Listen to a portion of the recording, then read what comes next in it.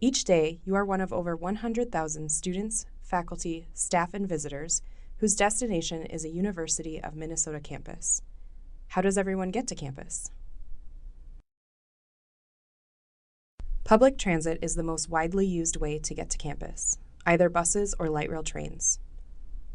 You'll probably notice big maroon and gold buses around the Twin Cities campus, campus connectors and campus circulators, which are buses that link you to each major part of the Twin Cities campus.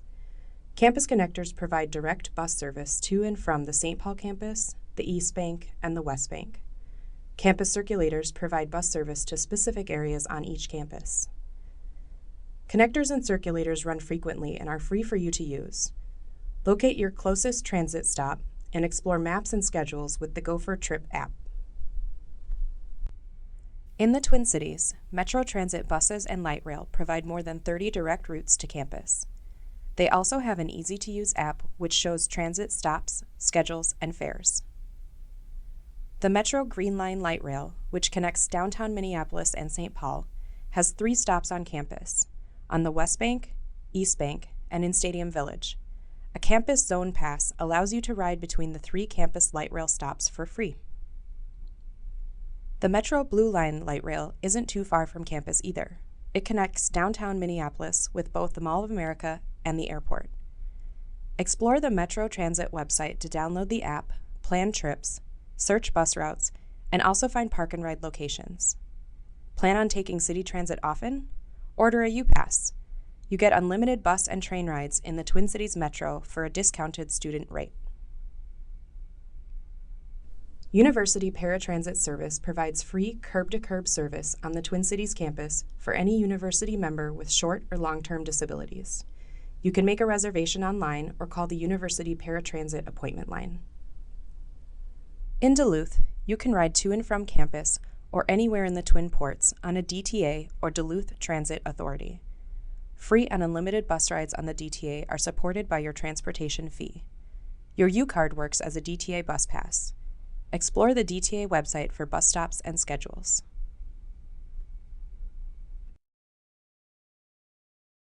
Around 1/5 of students commute to campus by walking.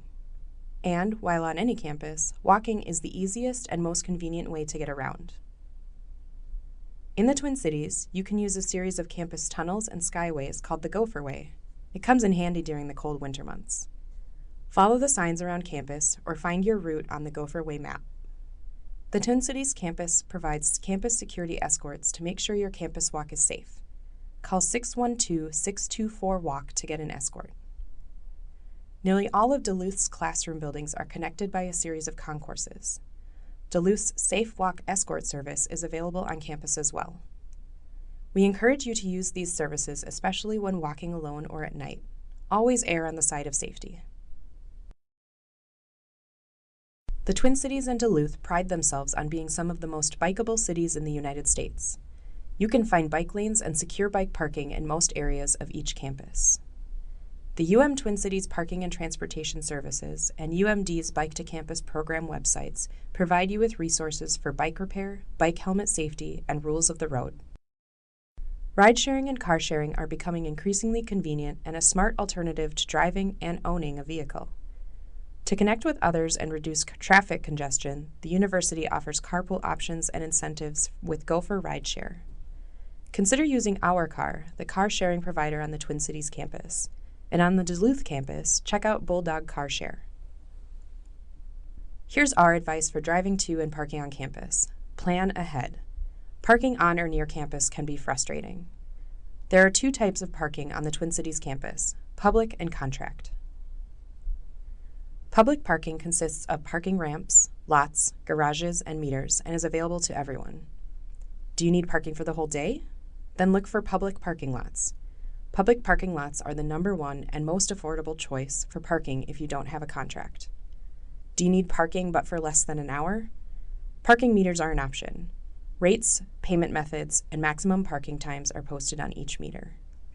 Contract parking gives you parking access 24 hours a day, 7 days a week. But because campus parking is limited, you have to sign up for an online lottery.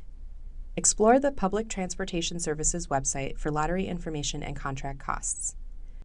For Duluth parking options, make sure to explore the 4 different parking permits for students, as well as the UMD parking map and the Park Duluth app. So what kind of parking will you need on campus? Plan ahead.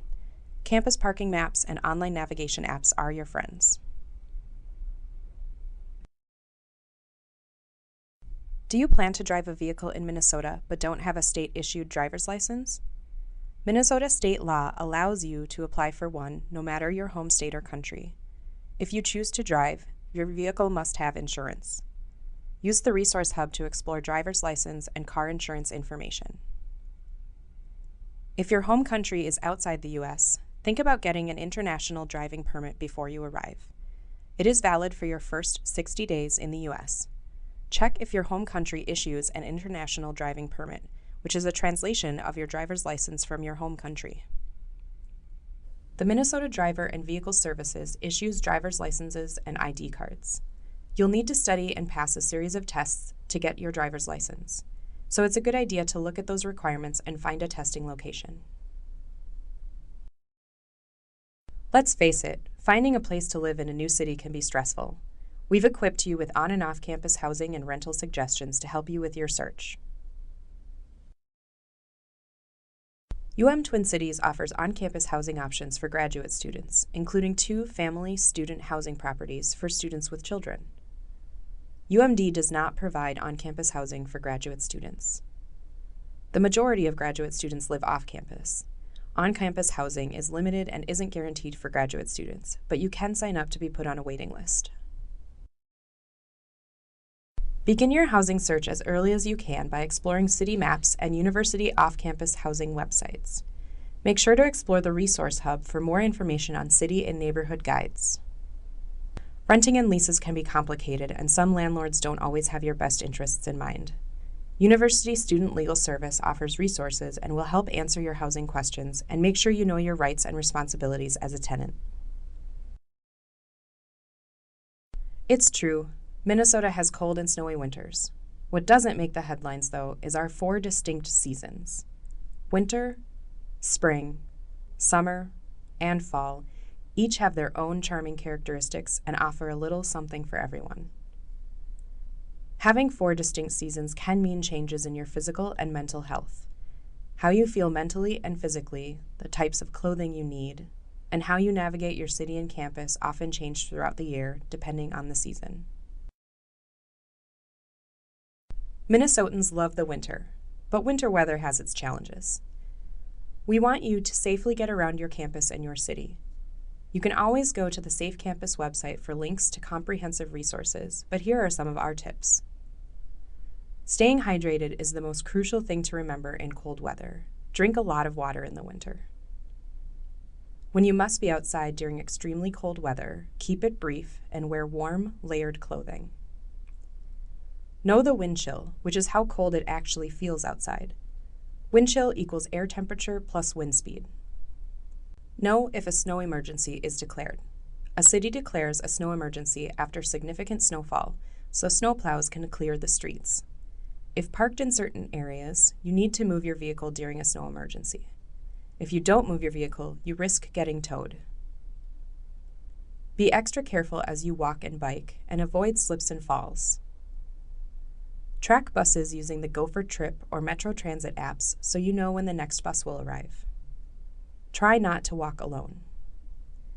Make sure your phone is charged in case you need to make an emergency call. Use the Gopher Chauffeur service or Safe Walk program for a safe escort home. We might be partial, but Minnesota really is a great place to live.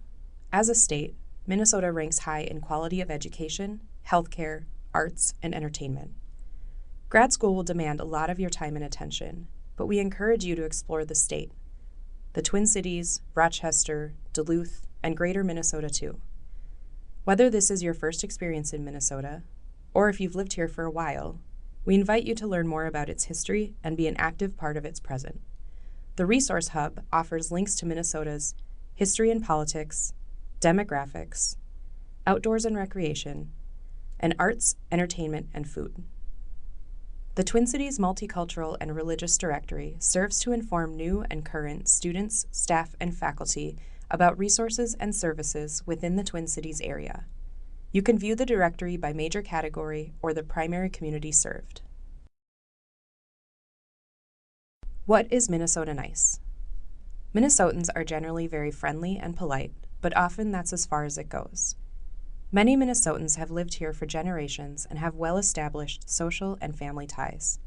They can be insular and, while friendly, not entirely welcoming. This can lead to feelings of isolation and disconnection for people who are new to town. Because Minnesotans tend to avoid conflict, it can be difficult to know what they're really thinking.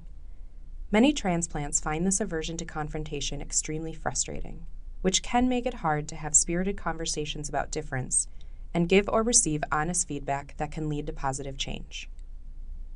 So how do you handle all this Minnesota niceness? You don't have to, nor should you, change who you are in order to get along in Minnesota, but we can offer some advice. Challenge others respectfully.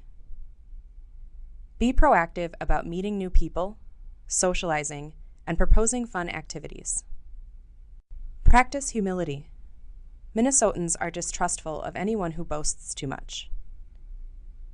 Help Minnesotans engage in constructive conflict by providing safe conversations to disagree.